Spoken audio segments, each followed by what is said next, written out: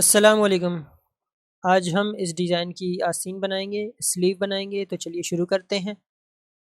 Sleeve में ये याद रखना है आपने कि हमें 25 इंचज़ पे रिपीट चाहिए होती है, फ्रंट के लिए, बैक के लिए और दुपट्टे के लिए, जबकि स्लीव के लिए वो ज़रूरी नहीं है, क्योंकि हमारी स्लीव की लेंथ जो होती है या हाइट कह लें, मैक्सिमम जो होती है वो 25 इंचज़ होती है। स्लीव का साइज़ रखा जाता है 20 बाय 25। तो चलें शुरू करते हैं।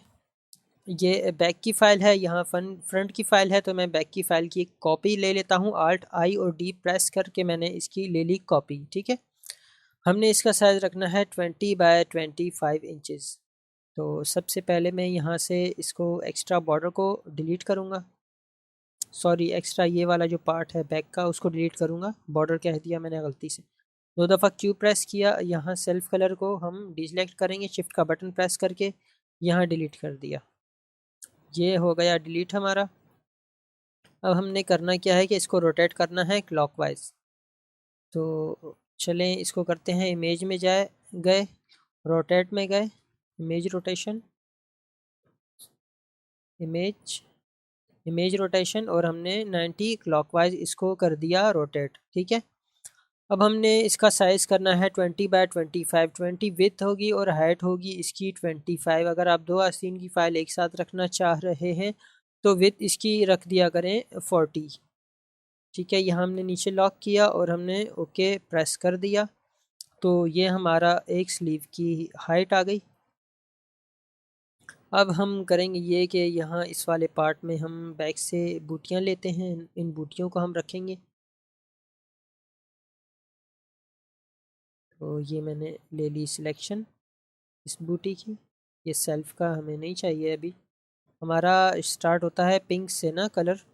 तो हमने वही कलर सिलेक्ट करने हैं जो कि हमारे बूटियों के अंदर यूज़ हो चुके हैं। ये और ये दो बूटियां हैं, हमने इसको कॉपी कर लिया। इस फाइल में आए, अब पिंक से लेके नीचे तक जितने भी कलर हमने सेलेक्ट किए थे सेम वही सिलेक्ट करने हैं। कलर में आगे पीछे कुछ भी होगा तो फिर प्रॉब्लम होगी। देखिए, हमने ये एक्स सेलेक्ट नहीं किया था, जबकि हमने यहाँ एक्स सेलेक्ट कर लिया तो ये हो रहा है। अब मैं एक्स को डी सेलेक्ट करता हूँ, एक्स जिस चैनल पे लिखा है उसको, तो ये देखें बूटियाँ हमारी यहाँ पर ठीक तरह से आ गई। अब करना ये होगा कि व्यू में जाएंगे, न्यू गाइड ऐड करेंगे। 20 इंच इसकी विड्थ है, तो हम यहाँ पर 10 करेंगे ताकि इसका आस्तीन का सेंटर हमें आ जाए। ठीक है, ये हमने गाइडलाइन लगा दी, सिलेक्शन ली, इस बूटी को हम कर देंगे यहाँ सेंटर, जूम करके ज़रा करीब करके रख लेंगे। इसी तरह से इसको लेंगे हम और इसको हम यहाँ पर रख देंगे। ठीक है, इसी सीक्वेंस से हम इसकी रिपीट चला देंगे। ये जो पहले वाली बूटी है इसको हम ज़रा सा ऊपर कर लेते हैं ताकि हाइट दोनों की तकरीबन यकसां लगे। ठीक है, इसको हमने यहाँ ऊपर कर दिया, थोड़ा ज़्यादा ऊपर हो गया तो थोड़ा इसको हम यहाँ नीचे कर लेते हैं।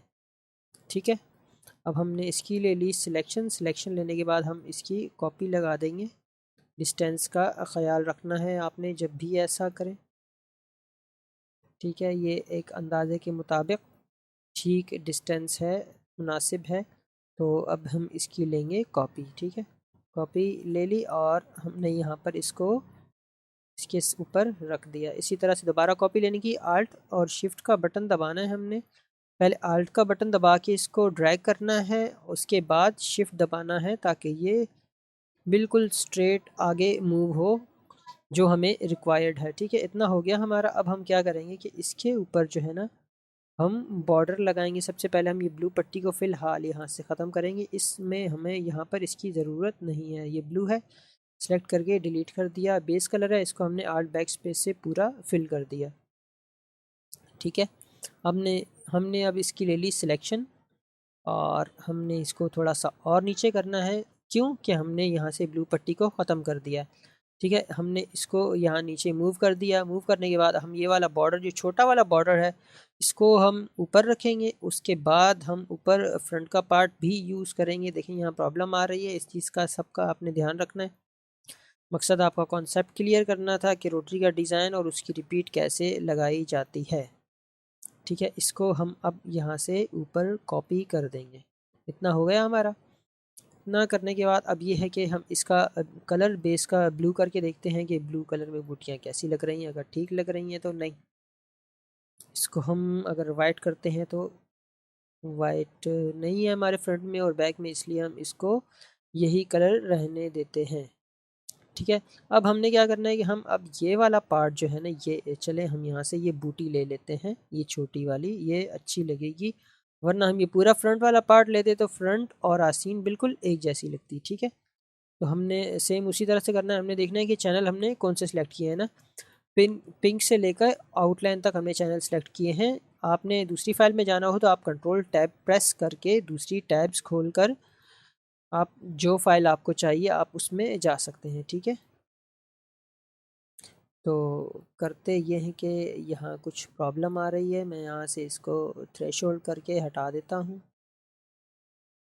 ठीक है, अब हमने करना यह है कि इसकी हमने रिपीट लेनी है, छोटी सी पैटर्न टाइप की। सही है, ये मैंने यहाँ रख दिया। इसी तरह से अब मैं इसको उठा के इस तरफ रखूँगा।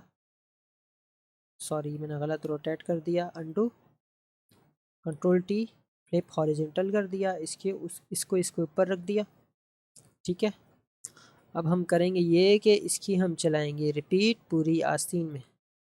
ठीक है, ये इसको हमने अब करना ये है कि ये यहाँ पर भी कुछ प्रॉब्लम आ रही है। मैं पूरी फ़ाइल को थ्रेशोल्ड कर लेता हूँ। मे बी कहीं एंटी एलियस का ऑप्शन ऑन रह गया होगा, जिसकी वजह से हमें ये प्रॉब्लम फेस करनी पड़ रही है। हमेशा ख्याल रखना है आपने चैनल में जब भी काम कर रहे हों, सॉलिड कलर्स में काम कर रहे हों, तो आपने एंटी एलियस का ऑप्शन हमेशा टिक उसका ऑफ रखना है। ठीक है, इतना हो गया। अब हम इसकी रिपीट को आगे बढ़ाते जाएंगे पूरी आस्तीन तक। ठीक है, इस तरह से करके अब मैं क्या करता हूँ कि मैं इसको बूटी को यहाँ रखता हूँ। यहाँ रखने के बाद सेंटर कर लिया। सेंटर करने के बाद अब मैं इसकी रिपीट को एक साइड पे चलाऊँगा, बाद में हम इसकी रिपीट को ऊपर बढ़ाते जाएंगे। ठीक हो गया, यहाँ तक हमारा हो गया। अब हम इसकी रिपीट को दोबारा यूँ आगे बढ़ाएंगे।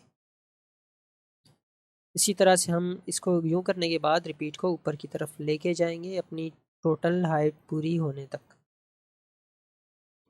ठीक है, ये हो गया। तो अब हम यहाँ इसको रखेंगे, इसी तरह से इसकी हमने कॉपी लेते जाना है।